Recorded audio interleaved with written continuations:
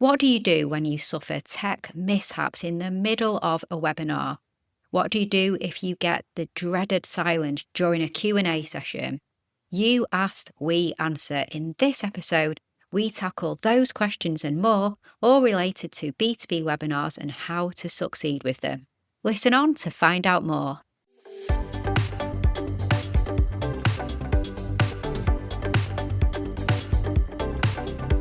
You're listening to the Content 10x podcast, where it's all about content repurposing. I'm Amy Woods, and I'm here to help you maximize your content and find smart ways to get your message in front of more of the right people, whilst also saving time. Let's get started.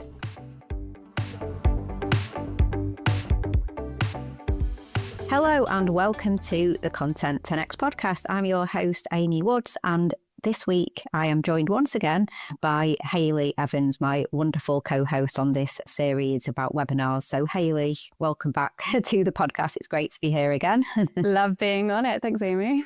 We're really looking forward to this episode because it continues on from the webinar series that we have been running. It's like a bonus episode. We said there'd be 5, but it's actually a bonus 6 because we're going to be going through some of the key questions that we've been asked throughout this series. So if you haven't been following along, we've been digging deep into B2B webinars. It's been a really hot topic over on our other podcast, B2B Content Strategist. So we decided to really look into B2B webinars over here on the Content 10x podcast.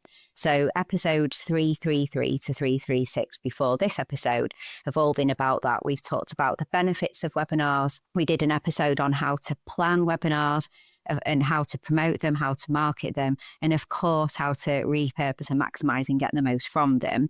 And soon we're going to have an interview with our friends over at Fidelity Investments to talk about how they handle webinars as well. So that's going to be really interesting, talking to an in-house marketing team about their view of webinars.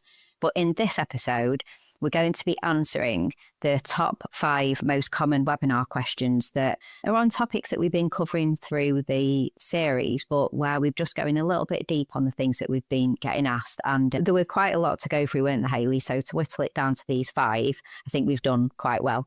I think we've done pretty well. Yeah, we've been really happy to see that this series has just resonated with so many people and to hear all of your questions as well. So we're super, super happy. It was hard to pick really the top 5, wasn't it? Yeah. But we got there. And I think with Lauren and Steve's episode too, hopefully that goes into a little bit more insight because I'm sure they're going to be answering a lot of the questions within that episode as well.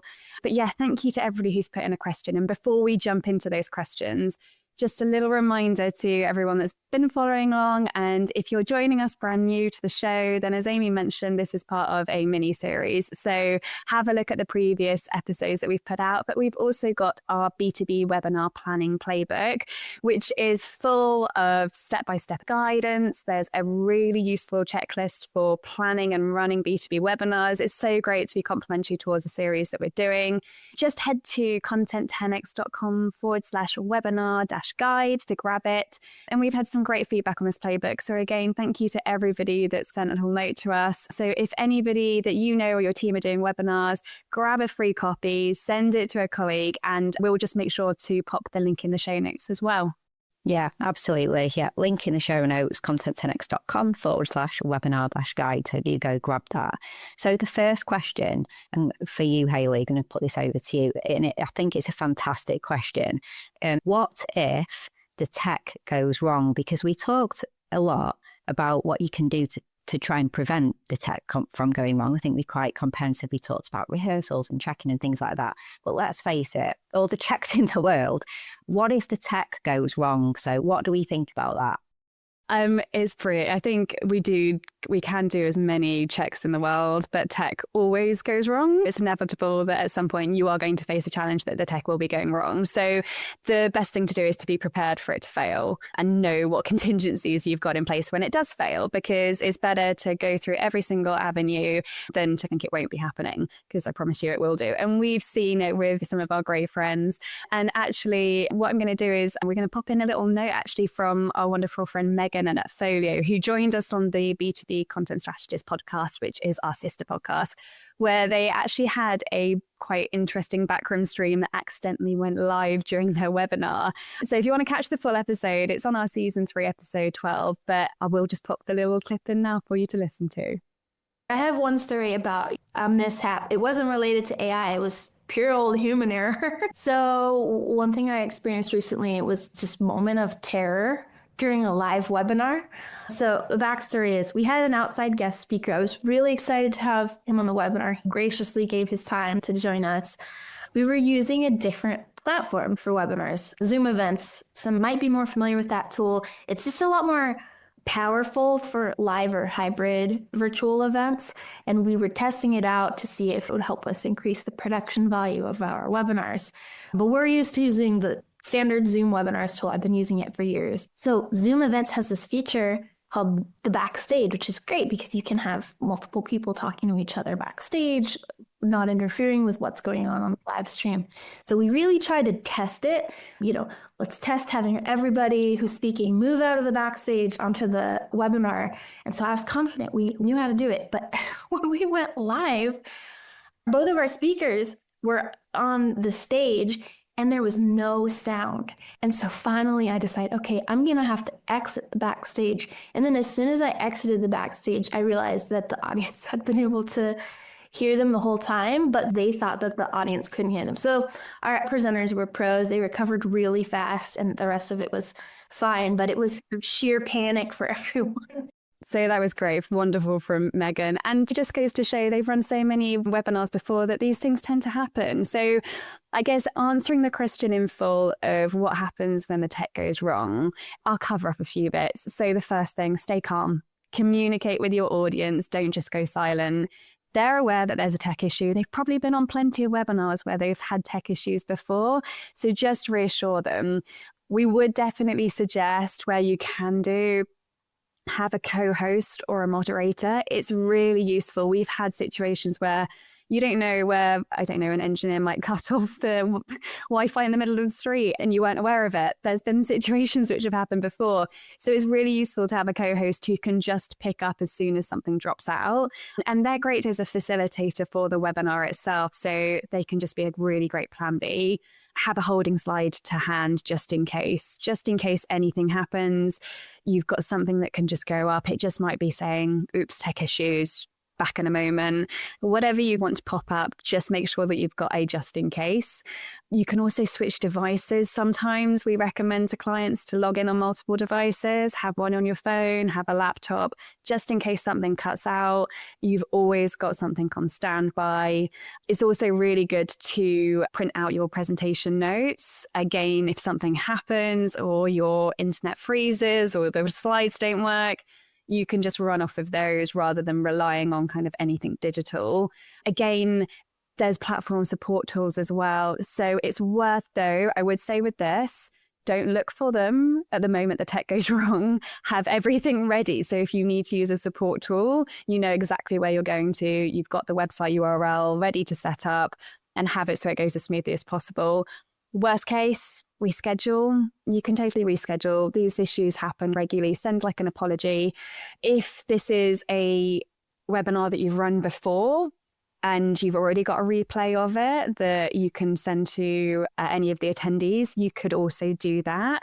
There's a lot of issues in terms of when tech can go wrong, but I would say the best thing that you could do is attend webinars, see what tech issues go wrong and play out every wrong case scenario and have a recovery report for what you will do when it goes wrong so that immediately you're not having to panic and think in the moment. You know exactly what plan A and plan B is, and then you can recover straight away. Yeah. So yeah, I hope that kind of covers all of the questions there. That's excellent. I completely agree. Think of everything that could go wrong and have that mitigation and contingency in place. Yeah. Because like you said, all the best planning in the world, things can go wrong. And it's being calm and having a plan in place should that go wrong, playing through in your head. I love what you said there, Hayley, things from holding slides to a separate screen in case you lose the ability to share through to a co-host and the tech, different networks, things like that. Have that plan, every possible contingency. And also I think you said this, just being calm enough to call it out as well, rather than struggle through. If you're delivering a webinar from a home office and all of a sudden the gardener turns up and they can't hear you because of the noise or something, it's best to just call it out, isn't it? And say what's happening and deal with it or reschedule whatever than struggle through, because everyone can see there's an issue. Don't struggle through, just say we're all human. Absolutely. And sometimes they make the most memorable moments when things go wrong as well. Don't forget that that's really important too. We've all seen the kind of BBC clip where he's hosting and his kids run in and the mum runs in after the kids and things. But you remember that and actually utilize that to the degree. People find that kind of humility and just being human really resonates with them. And so actually there's an opportunity for kind of, in worst case scenario, actually additional connection in those points. Absolutely. Yeah. And you know what? If you have bloopers and mishaps, then you can repurpose them. So yeah, he can have a show reel of the bloopers and mishaps of this webinar series and have some comedy content. So it's always a content opportunity. Mel Robbins does that at the end of every single episode, that she has a blooper reel, and I love it. So Amy, I guess like tech is one thing and when it goes wrong, but if you have an issue, for example, why people aren't signing up, what do you do? When do you start to take action, and what action can you take for it?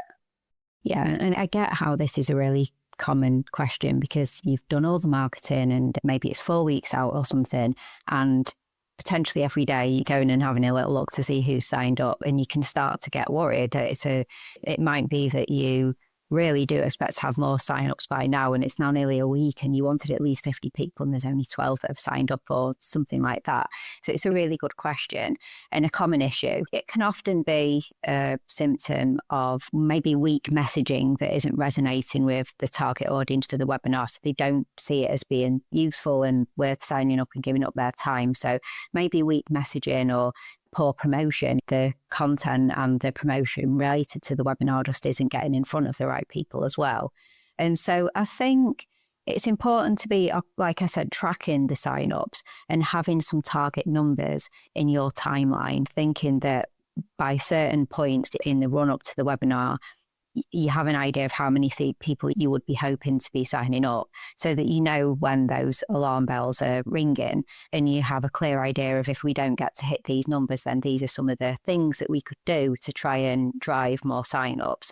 I'd really recommend going back and listening to our episode that we did on marketing and promoting a webinar as part of this series. So of course we'll link to it. It's not always too late to do things like slightly tweak the messaging. If the first couple of weeks you haven't had many sign-ups and it's now like a week or so until the webinar, you can revisit the title and the tagline, of course, and the messaging overall, and maybe speak to your audience. Speak to some people that you are close to in your audience that you've noticed haven't signed up. Maybe people who regularly comment on LinkedIn posts and things like that, to send them a message and say, did you see that we were running this webinar? And actually, I thought you may have signed up and I just wondered if there was something that made you think it might not be suitable for you. So remember, you can actually speak to people. It's not always one-to-many, it can be one-to-one. And so trying to get some feedback, looking at things that you can change as well, trying some A/B testing as well. So I think from the onset, having some A/B testing around things like the emails that you're sending out to your email marketing to try and drum interest in the webinar, that can be dead useful. Go all in on the one that is getting the most people in, and no longer use the subject line that doesn't seem to be working, things like that. So of course, be doing that as well. And also, like sometimes what we've seen, certainly for ourselves, but also with our clients, is making sure that you're leaning in on the social proof side of things as well, in terms of who is involved in this webinar. So just check in, for example, if you are doing a webinar and you have industry experts, leaders, speakers who are involved, then making sure that you're shining a light on them, their audience and their credibility. And perhaps you need to get them to jump on camera and do a short video just saying, come and join me at this webinar as well. So I guess I'm suggesting additional marketing here, but maybe just looking at what part of the marketing funnel you didn't lean into in the original approach. And if it's a few weeks in and you're not getting the signups, maybe that's what you now need to lean into for the second part. So yeah, tough one, but you do have to take action. Have a point where you think, by this date, if it's not over this, these are the things we need to do. And I suppose it leans right what you were saying, Hayley, about if you have issues during the webinar, have the plan and the contingency. It's the same, isn't it? I suppose have the contingency. If we don't have signups at this date, we could do something different. And I completely agree. And if you're expecting to have a certain amount of signups, if you've run webinars in the past and all of a sudden you see this ridiculous drop off in signups as well, there could also be tech issues too. It could be a broken link in an email. It could be an incorrect form fill that's broken. If you're using third-party tools, they break all the time. So it's worth just checking those too, because you might have had people who tried to sign up to the webinar who can't. So if you're, for example, expecting 30 signups within the first 2 weeks and you've got none or 2 or very low numbers, go to, again, the kind of plan to fail. Are we checking that something isn't going wrong in terms of the nurture sequence? Is there an error on kind of emails going out? Is there an error on the form fills or the automated calendar invites? All of those things are worth checking as well, aren't they? Yeah, absolutely. Yeah, I'm so glad you made that point, because it can be, everything can be right in the tech messing you up. So yeah, 100%. The next question is really interesting and leads nicely on, because we talked a lot about how you run the webinar and we talked about engagement, but we wanted to dig into it a little bit more. So this is a great one for you, Hayley. So how do you get people to stay on the webinar, and how do you get them to engage? If it's a live webinar, of course, but how do you get them to stay? How do you get them to engage? Yeah, this question came up time and time again, and it's understandable. Anybody who's hosting a webinar might feel a little bit worried if you've got a quiet audience, but don't panic. I think we need to always remember that sometimes that can make us as the host feel more awkward when actually the audience is really engaging. So a silent audience doesn't always equal disengagement. People might be listening intently, or they just might actually just be quiet in general and not be the sort of people that will step up and add to the conversation. And that's totally fine. But we understand that, you know, low interaction can be frustrating when it's a huge part of your webinar to interact with the audience, and drop off can be frustrating to see during the webinar.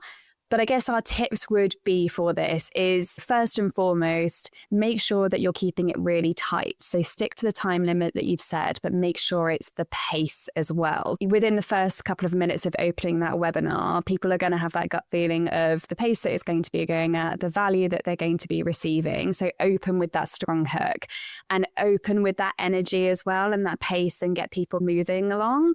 Front load all of the value. And this is something that we do in a lot of our podcast episodes as well, because a drop-off rate from webinars and podcasts is very similar. If you want people to listen to the value, make sure that you don't save all the great stuff to the end. Put it at the front. Your people might have to drop out for certain reason, or they might not feel like the value is being added. So don't leave everything great for the end. Make sure it's right at the front, but also give people a reason to stay towards the end. So what we like to say to do is sharing that agenda up front, letting people know what's coming, and adding those points of, this is the value that you're going to get if you're going to stay on this webinar right until the end. Sometimes you can, if you want to start engaging with the audience, sometimes it's fun to run a poll within the first few minutes if you feel it's appropriate. It's just an icebreaker. Again, as we've said with kind of tech issues as well, just be human and try and get people to engage. People are really awkward in terms of the first person stepping up. So also, this is why we like having a co-host or a facilitator who kind of acts as an audience member, and then they can break the ice as such. And then maybe you could do a quick quiz. But one other thing as well is we quite often say, if you really want to engage that audience and you have a very in-depth audience as such, you can also run like a would you rather scenario. Would you rather that we go deeper into subject A or subject B? And then have slides available for whichever subject that your audience wants. So again, that's giving an audience the reason to stay on longer. And again, if you're doing FAQs, one of the things we've done FAQs so many times, Amy. Yeah. Tell people well in advance on email, even before you're running the webinar, that FAQs are going to be coming, because then people can get prepared. It's hard to think on the spot when you're trying to receive all this education and value, to be thinking of questions immediately on the spot. Sometimes people don't ask anything, and that's totally fine. In those situations, we do suggest actually you as a team will know your frequently asked questions, what questions your customers are asking, what questions people regularly get asked. Have those to hand. And again, have your facilitator or your co-host or another audience team member in the background asking those questions. Sometimes, again, one person asking a question encourages the rest of the audience to step up. And you could as well book a mystery guest for 5 minutes, tease that in the teasers as well, so people potentially know that something's going to be happening too. But I think most importantly, the things that we see as the issues for drop off usually comes down to the energy and the pace. So first and foremost, keep up the great energy, keep up the pace, make it chapter style, make it storytelling, make it engaging. But again, don't confuse disengagement with disinterest. All right. Would you say, Amy? Yeah, I completely agree with you. I think I'm thinking about for me personally and what you were saying about sharing the agenda at the start as well. People want to know where it's going. People want to be aware of what's included. If I join a webinar and they don't really share an agenda as such, I don't really know where it's going, especially if it's more of a presentation versus a panel discussion. They usually lose me because I don't know what I'm staying around for. Whereas if I have an agenda, I'm like, oh, great, really want to hear that bit towards the end and all of that. So I agree with everything, depending on the format. But having agendas and energy and everything, I think you answered that perfectly. Lots of great tips and advice within that.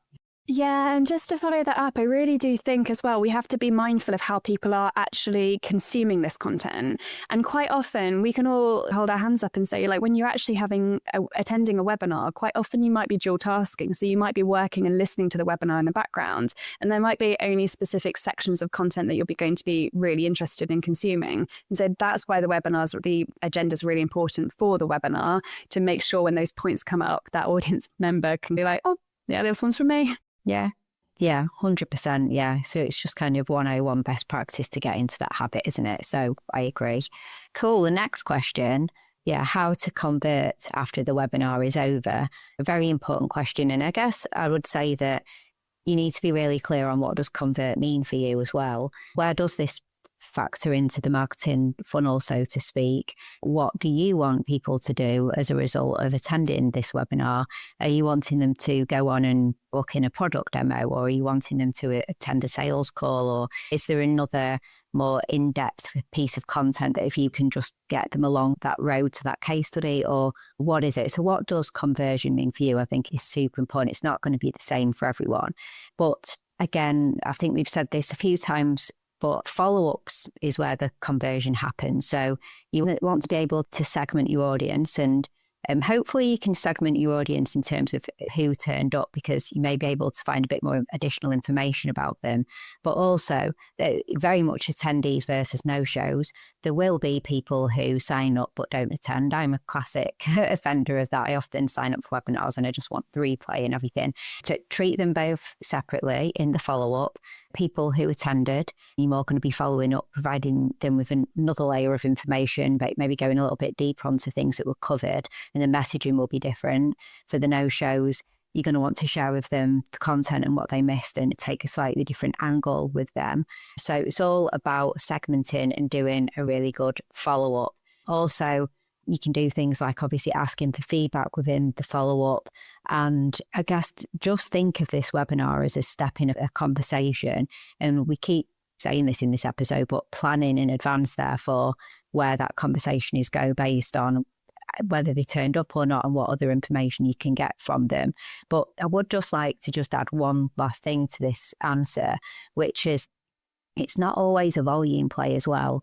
So when we're talking about having those email sequences and segmenting people and things like that, that obviously sounds very one-to-many, doesn't it? But don't forget just one-to-one as well. A lot of the B2B webinars, certainly with the clients that we work with, it's not a volume play. These are very niche webinars of which we want people in very particular roles in types of organizations to come along and gain value.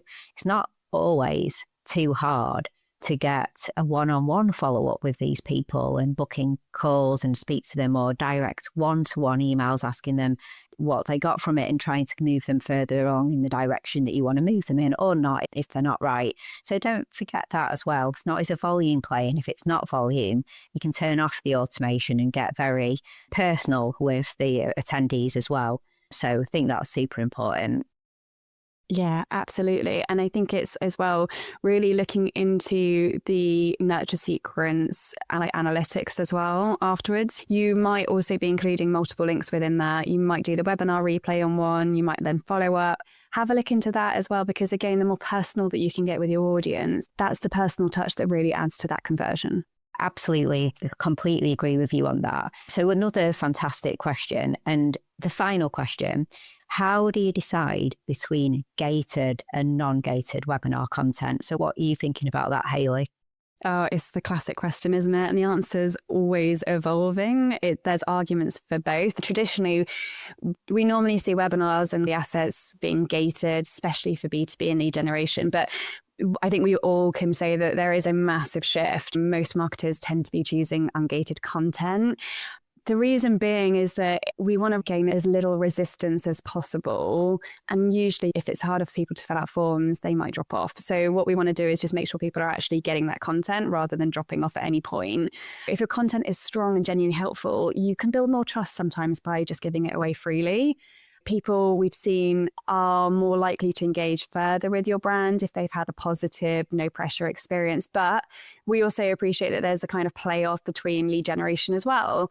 So I guess in terms of how to decide, what I tend to look in terms of it is to think about both the content depth and the stage of the funnel that you're actually at. If you think about it in terms of if you're giving a lot of high value, strategic, specific content that's further up the funnel, I would suggest to do it gated. Those are the people who are potentially going to be conversions. So we want to see as much lead gen as possible within those. If it's lightweight, lower down the funnel, awareness level content, I'd likely stick to ungated, gain the trust to build that audience up. And then when they start to go further up the funnel, then put in the gated content. And again, like I mentioned, consider that objective. If it's lead generation, gate your content. If it's brand awareness, ungate your content. It's as simple as that. But again, like what I just wanted to touch upon again was in terms of resistance, please just be mindful that what we want to do is make the whole customer journey for this as resistance free as possible. So look at those form fills. If there's anything that's not actually required, remove anything and try and make them only fill out one thing. If they shouldn't be filling out a form to download a webinar that they've already watched. Webinar replays should just be completely ungated for them. So yeah, I think that's it. Just keep it frictionless and decide in terms of the funnel and objectives of whether it's going to be gated or not. Yeah, I completely agree. It is a big question to gate and ungate, and I completely agree with you. And I think people are experimenting a lot more at the moment with the ungated aspect, aren't they? I'm interested to hear more on that, but yeah, I think that's a perfect answer to that. So there you have it. There are 5 of the most common webinar questions that we've answered here, and I hope that we are just helping you feel a bit more prepared and a bit less overwhelmed if you are running B2B webinars or thinking of running B2B webinars.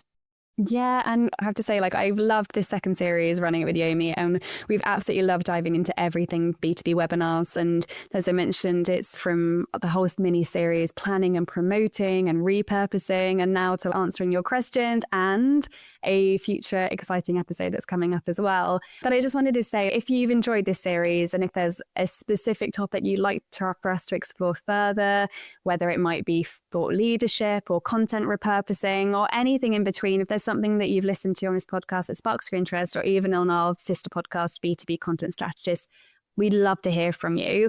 We've actually got a really new, exciting mini series coming up, which I cannot wait to do. It's all about content strategy, something that I'm beyond passionate about. So I'm really excited to share that one with you. But we're also soon going to be having an interview with our amazing clients over at Fidelity. Steve James and Lauren Franklin are going to share with us how important their webinars are to Fidelity and how to use them. You're going to gain so much information from this episode. We can't wait for you to hear it, how they started with one webinar series and they branched out into multiple and so much more. So yeah, listen, keep an eye out for that one coming out soon. Yeah, it's going to be a fantastic episode. Absolutely. Can't wait for that one. So it's been absolutely fantastic. Do not forget about our B2B webinar planning playbook as well. We mentioned it at the start. It's free. It's just jam-packed full of really useful information. It's step-by-step guidance and really useful checklist for running a B2B webinar, whether it's useful for you or somebody in your team. Do go and grab that. So just go to content10x.com/webinar-guide, or just click the link in the show notes now if you're listening to this on a podcast app, or head to content10x.com/337 and you'll be able to get a link to it there as well.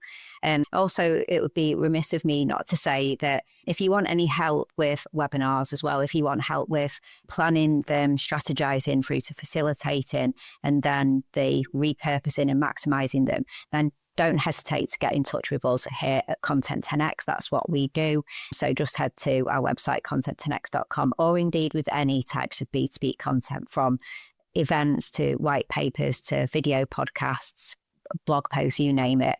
We will support you with your content. Please do get in touch. We would love to chat with you.